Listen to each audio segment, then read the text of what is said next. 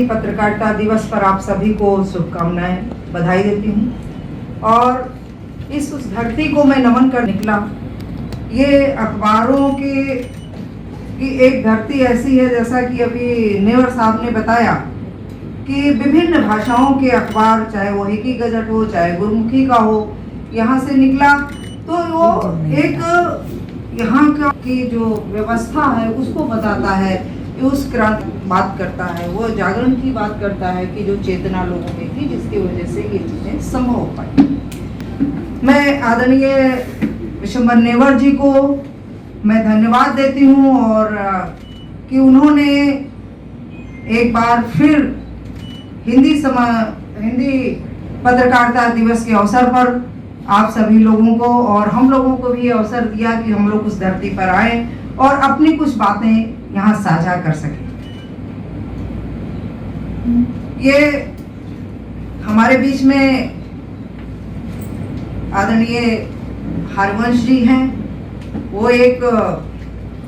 पद के हिसाब से देखिए तो वो सभापति हैं राज्यसभा के, लेकिन वास्तव में जो मूल रूप से वो पत्रकार हैं जी, उपसभापति जी, माफ कीजिएगा, ऐसे ही शब्द से सरस्वती शायद आ गई जी, आपके जुबान पर सरस्वती बैठ गई है। तो जो मूल रूप से पत्रकार राजनेता हैं, और हम लोग उनको एक पत्रकार के रूप में ही ज्यादा समझते और जानते रहे हैं, और जब से वो उपसभापति हुए हैं तो उससे उनका हम एक दूसरा स्वरूप भी जानते समझते हैं। मैं यहाँ पर भारतीय जनसंचार संस्थान के महानिदेशक, माननीय संस्था है भारतीय जनसंचार संस्थान, और बहुत सारे लोग वहाँ एडमिशन लेने के लिए लालायित रहते हैं। एक वक्त था जब मैं भी सोचती थी कि शायद मैं भी वहाँ एडमिशन ले सकूं, लेकिन शायद ये मेरे लिए संभव नहीं हो पाया इन्हीं कारणवश। मैं भारतीय भाषा परिषद के निदेशक प्रोफेसर शंभुनाथ जी, जनाब मोहम्मद नदीमुल हक जी, और हमारे मित्र विनोद अग्निहोत्री जी, जो अमर उजाला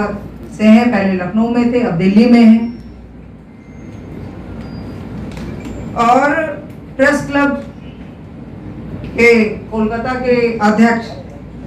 स्नेहा शिशु। आज हम जिस अवसर पर यहाँ समाचार पत्र उदंत मार्तन के, जिसके हम कहते हैं कि वो आज से यहाँ आज की तारीख में 30 मई को शुरू हुआ, लेकिन जब हम अखबारों की श्रेणी में जाते हैं तो जो ये कलकत्ता जो एक प्रयोग की धरती रही है, इस मायने में हम देखते हैं कि वो उदंत मार्तन जो निकला था, उसके वो कितने अल्पावधि तक ही हम लोग के बीच में रह सका। वो कौन से कारण थे? आज हिंदुस्तान में लगभग 1000 अगर अखबारों के रजिस्ट्रेशन की बात कही जाए तो 1 लाख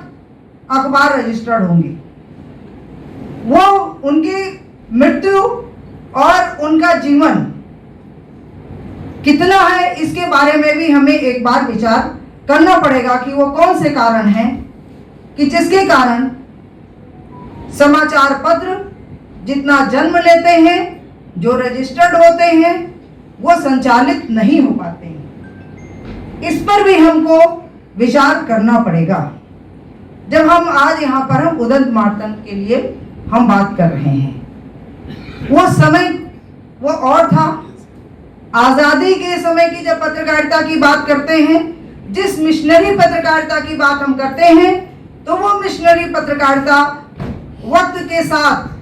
बदलती गई, और जिसे हम व्यवसाय के रूप में और व्यापार के रूप में आज हम पत्रकारिता की बात जब हम कर रहे हैं, तो आज स्थिति यह है कि जिलों में, मंडलों में जो पहले अखबार निकलते थे, आज वो कहां पर हैं? क्या वो वातावरण नहीं रह गया है? क्या वो व्यवस्थाएं नहीं रह गई हैं कि जिनकी वजह से कुछ जो एकाधिकार हो गया है उस अखबारों का, जिसमें हम कहते हैं कि जब हम भारतीय संविधान में जाते हैं तो आर्टिकल 19(1)A में जब हम जाते हैं तो जो नागरिकों की दी हुई स्वतंत्रता है, freedom of speech and expression, हम उस स्वतंत्रता का उपयोग कर रहे हैं, नागरिकों की स्वतंत्रता का उपयोग कर रहे हैं। फिर इसमें एकाधिकार और राज्य का जो प्रश्रय है वो कुछ लोगों को क्यों है? ये भी सवाल उठना चाहिए कि अगर ये सवाल नहीं उठेंगे तो अभिव्यक्ति की आज़ादी की जो बात हम करते हैं, जो नागरिकों की स्वतंत्रता की बात करते हैं, वो शायद अगर कुछ हाथों में सीमित हो गई तो क्या इस देश के लोकतंत्र की बात हम सही मायने में रख सकेंगे? इस पर भी हमको एक बार सोचना पड़ेगा। हम आते हैं कि क्या कारण है कि अभी हम लोग ये बात करते हैं कि अखबारों में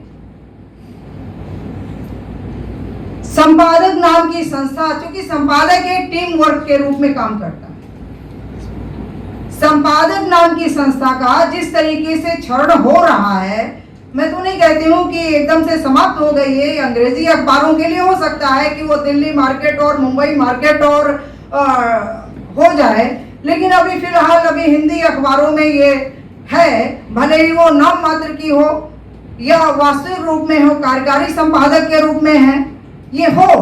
लेकिन संपादक नाम की संस्था का क्षरण का जो प्रभाव हमारे पूरे समाचार पत्र के ऊपर पड़ा है, इसमें कोई दो राय नहीं है। और हम लोग अगर आत्मावलोकन इस बात पे करते हैं तो करना चाहिए अपने लोगों के बीच, क्योंकि बिना पाठकों के आज भले ही अखबारों के ग्राहकों की संख्या बहुत बढ़ गई है, लेकिन अखबारों के पाठक की संख्या कितनी होगी? ग्राहक और पाठक दोनों अलग अलग चीजें हैं। और दावे हो सकता है कि होर्डिंग्स में दावे किए जाएं कि नंबर 1 हम हैं, बाकी जगहों पे दावे की। आज अखबारों से हम कहते हैं जो संपादक के नाम का पत्र का कॉलम होता था, वो संपादक के नाम के पत्र का कॉलम लगभग गायब हो चुका है। शायद ही कुछ अखबारों में कहीं पे एक आध कॉलम में वो बचा होगा। सूचनाओं के जिस विस्फोट के युग में हम जी रहे हैं, जिसमें हम कह रहे हैं कि यहाँ तो कोई चीज छुपी नहीं है, वो हम देख रहे हैं कि सूचनाओं से वंचित करने का और सूचनाओं से भ्रमित करने का काम ये निरंतर जारी है। वो जब हम सोशल मीडिया की बात अगर हम जाने भी दें तो आज मैं देख रही हूँ और हम सभी लोग इस बात को समझ रहे हैं कि आज अखबारों में